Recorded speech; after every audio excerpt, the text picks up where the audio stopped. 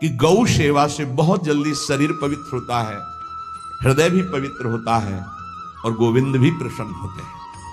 यदि गाय घर में पाली जाए या गौशाला खोली जाए और गौओं की सेवा की जाए, जिनके पास अर्थ है, भाव है, भगवान स्वयं श्री कृष्णचंद्र जी ने गौ सेवा स्वीकार की, गौ में चराई।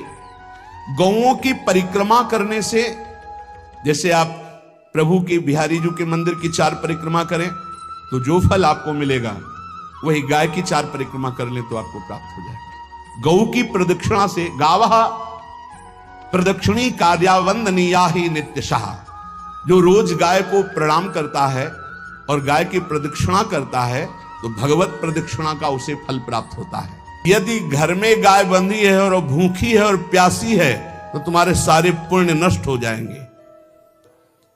गाय के गोबर से जहां लेपा जाता है वहां जिस देवता का आवाहन करोगे वही देवता आकर विराजमान हो जाएगा।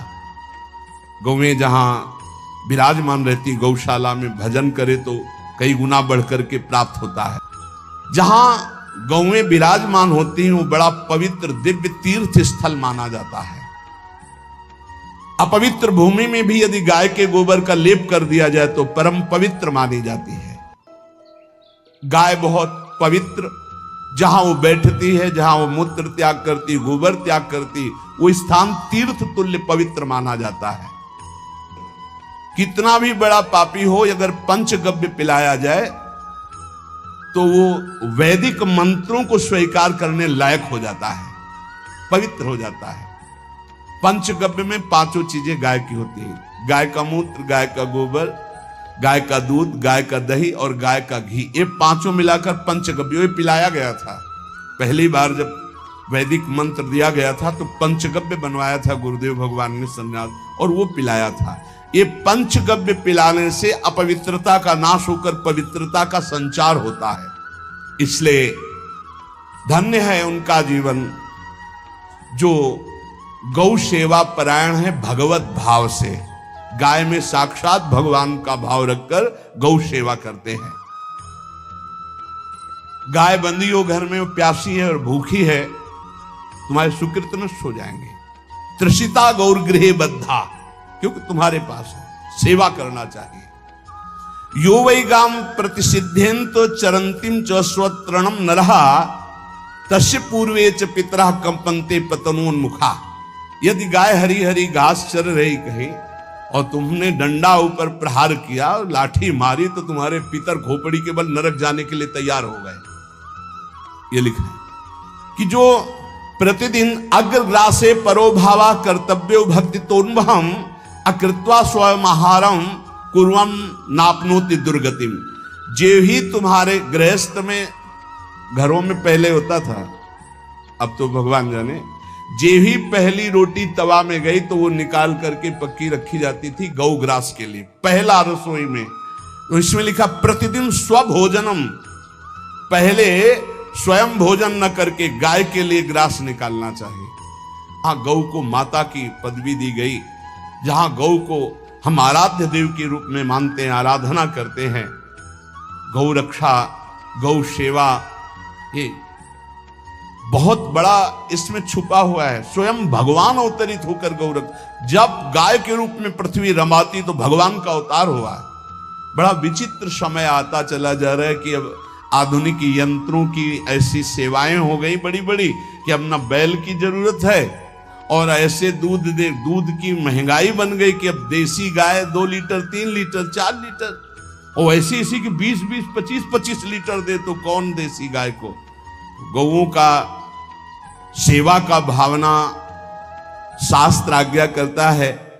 जो प्रतिदिन गौग्रास निकालता है, अर्पित करता है, तो उसको अग्निहोत्र करने का फल मिलता है, उसके पितरों को तृप्ति मिलती है और समस्त देवताओं के पूजन का फल मिल जाता है जो गौग्रास निकाल। जिनके पास अर्थव्यवस्था, जो गृहस्थ धर्म में है या जिनके पास अर्थ है, कुछ रोज 1 रुपया निकालो।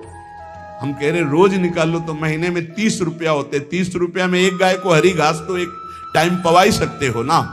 बहुत नहीं है तो 1-1 रुपया निकाल के अगर एक गाय को चारा दोगे तो एक बार का भोजन तो हो ही सकता है। 30 रुपया में हरी घास जाकर के उसके दावा एक बार तो पवा दोगे ना। अग्रग्रासे परोभावा कर्तव्य भक्तितोन हम, भक्ति पूर्वक गाय को एक ग्रास भोजन में 1 रोटी तो निकालना चाहिए गाय के लिए, ऐसा शास्त्र आज्ञा कहता है। जो ऐसा करता है तो अकृत्वा स्वयमाहारम कुर्वन् नाप्नोति दुर्गतिम, अपने आहार से 1 रोटी निकालकर गाय को देता है और स्वयं 3 रोटी भले पाले 1 रोटी गाय को दे दी तो बोले उसकी दुर्गति नहीं होगी, अर्थात उसके अंदर भाव बढ़ता चला जाएगा, वो भगवान की भक्ति मिलेगी। जो सदैव गौ सेवा करता है, उसके डांस मच्छर हटाता है, स्नान कराता है, पीठ में हाथ फेरता है, उसके पूर्वज जो पितर होते हैं वो नाच पड़ते हैं, उनका मंगल होना शुरू हो जाता है कि हमारे वंश में गौ सेवक पैदा हुआ, बड़ा भाग्यवान है और वो गौ के द्वारा हमें तार देगा, ऐसा भाव। गौ सेवा हमारे सनातन धर्म में बहुत बड़ा स्थान गौ सेवा का। तो मूर्ख मनुष्य जैसे अब गाय दूध नहीं दे रही, मार डंडे डंडे मार रहे हैं, इंजेक्शन लगा रहे हैं, ऐसे वैसे कर रहे हैं, उसको ताड़ना दे रहे हैं। तो बोले जो मूढ़ बुद्धि मूर्ख मनुष्य यो वही ताड़ते यष्ट्याधेनुम मर्त्यो विमूढ़धि, वो गाय को लाठी से मारता है, डंडे से मारता है, हाथों से मारता है तो धर्मराजस्य नगरेशा याति करवर्जिता।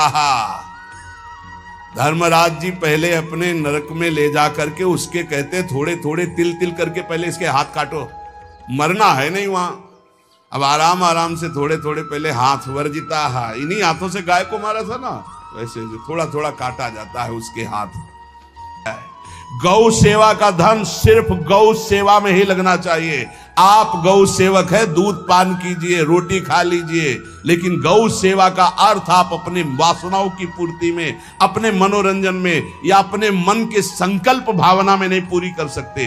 गौ सेवा के लिए ही पूरी कीजिए। गौ के वास का निर्माण, गौ के भोजन की व्यवस्था, वो दूध दे ना दे, वो कैसी भी अवस्था में हो, उसकी सेवा परायणता, उसके लिए सेवक रखना, सेवकों को भी सुख प्रदान करना, लेकिन स्वयं कभी गौ के सेवा के लिए आए हुए धन का स्वयं के लिए भोग न करना और निरंतर भजन रखना, उसे परम पद की प्राप्ति हो जाएगी। जो गौ के शरीर को स्नान कराता है, गौ के शरीर को कीट आदि से, मच्छर आदि से रक्षा करता है और खूब अच्छा अच्छा पदार्थ गौ को, केवल दूध के लोभ से नहीं, ये हम गौ सेवा की बात कर रहे हैं, ये कि नहीं वहां 10 लीटर दूध देती तो हाथ फेरो, जब दूध नहीं देती है तो चारा भी ठीक से नहीं दे रहे और उसके ये स्वार्थी हो, गौ सेवा का बात नहीं। वो दूध का लोभी केवल व्यापार की बात करता है। गौ सेवा का तात्पर्य है गौ सेवा केवल खूब बछड़े को पिला दिया प्रसाद रूप से, जो दूध मिला उसका अपने सेवन की, वो बात तो अलग है। अब बछड़े को तो जरा सा केवल पिन्हाने के लिए कर दिया और खूब सारा दूध लीटर में नाप करके जा रहा है और उस समय तक तो खवाओ पियाओगे ही खूब अच्छे से, उसके बाद जब दूध देना बंद किया तो उसका आदर सत्कार खत्म, खोल के बाहर ऐसे वो प्लास्टिक खाते घूम रही, तो ये गौ सेवा नहीं मानी जाएगी।